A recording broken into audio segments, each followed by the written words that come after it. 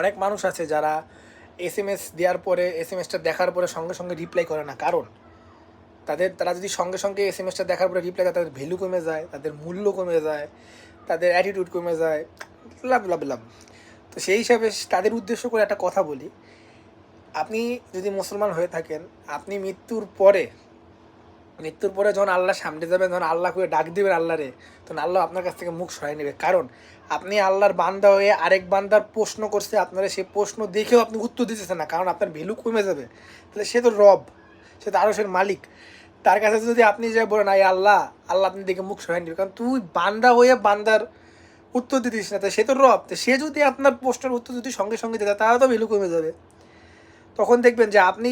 আপনার দিকে যখন আল্লাহ মুখ সরাই নেবে, তখন আপনার সামনে দিয়ে সেই সব বন্ধুগুলো নগদ চলে যাবে, জানাতে চলে যাবে, কিন্তু আপনি সেখানেই বসে থাকবেন।